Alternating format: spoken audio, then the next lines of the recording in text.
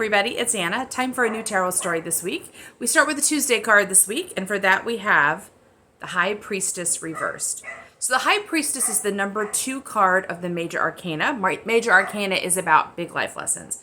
And the number 2 is about germination or pregnancy. So it is a resting step in the spiritual journey. If you look at how the Major Arcana is laid out, it is usually an action step followed by a resting step. And that's because resting and integration is a critical part of anything we're building that's sustainable.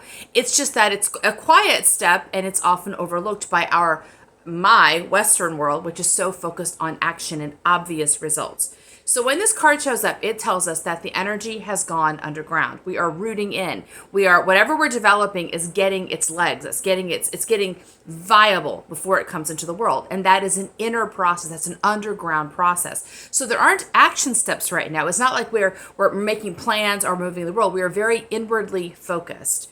So when this card comes up, it shows us there's this priestess that's sitting on her throne. She's got a book of knowledge open up on her lap, suggesting that she is reading great mysteries. She's also guarding a veil, and the veil represents, the separation between the above world and the underground world. So she is guarding the mysteries of the underground. And the challenge here is, are you willing to sort of slow down your vibration to meet her here? She decides whether you're going to get access to that intuitive wisdom. She decides if you have shown yourself worthy or resonant with the underground energy. So the idea here is to stop, draw your attention away from the outside world. Don't make action steps. Instead, draw your attention inward and allow yourself to really listen deeply to your own intuitive wisdom. That means you follow your instincts. You pay attention to your dreams. Maybe you go for long walks in the woods. You do things that help you get still inside so you can listen to this voice within yourself.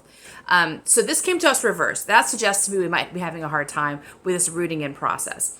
And as I said before, in our world, we tend to over-focus on action steps, making things happen. And we lose the importance of the integration.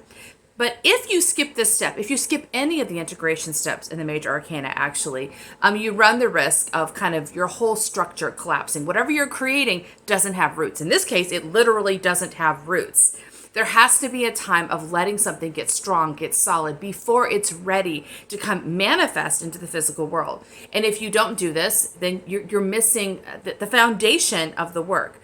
So consider what mindsets are working against you right now. Often we get restless because we're afraid. Our mind is afraid we're missing opportunities. And that's a scarcity mindset. We got to move now. Strike while the iron is hot. Those kind of sayings are the mind telling us, don't sit still. You're wasting time. You're losing momentum. You're not doing anything.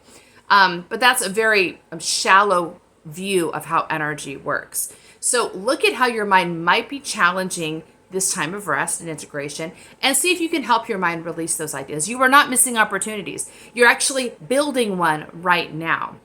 A seed is not planted and immediately becomes a flowering plant.